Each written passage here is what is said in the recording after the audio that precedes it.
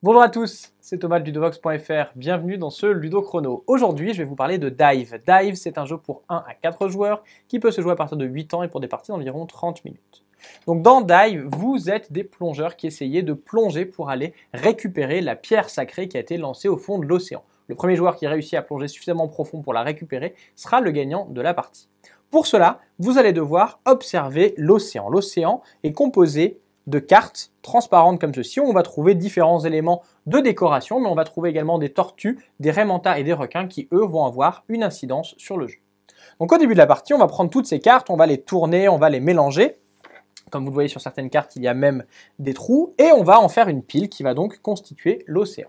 Chaque joueur va ensuite recevoir une petite plaquette de programmation, un paravent, et des jetons qui vont lui servir à programmer sa plongée. On aura ici une piste de score, et on va pouvoir commencer la partie. Donc celle-ci est organisée en une série de tours. À chacun des tours, les joueurs vont mettre le paravent derrière leur plateau de programmation et ils vont programmer leurs jetons. Pour cela, ils vont regarder l'océan et ils vont devoir essayer d'estimer où se trouvent les différents éléments. C'est-à-dire que par exemple, si je mets un jeton ici, je vais pouvoir le mettre soit du côté sans requin, soit du côté avec requin. Donc évidemment, il va falloir que j'essaie de déterminer s'il y a un requin ou non.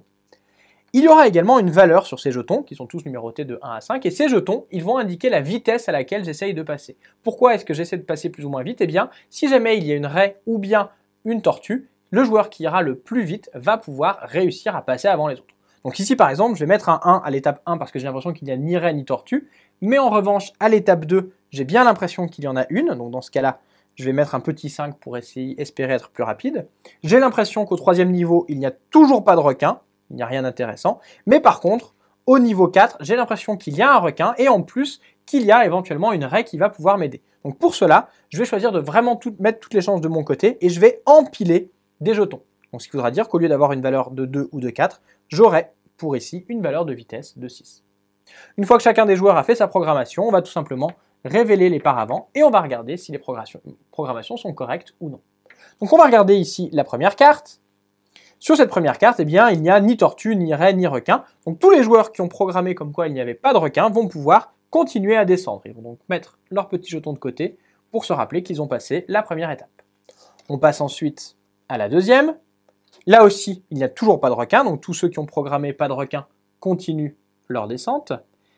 Et cette fois, il y a une tortue. Donc le joueur qui est arrivé ici le plus rapidement va être celui qui va pouvoir profiter de la tortue. Ici, moi j'ai choisi de passer cette étape avec une vitesse de 5, ce joueur-là avec une vitesse de 2, et ce joueur-là qui les a empilés avec une vitesse de 7. C'est ce joueur-là qui est le plus rapide, c'est lui qui va profiter de la tortue. C'est une tortue verte, il va pouvoir profiter de la tortue, il va avancer d'une case sur la piste qui est ici.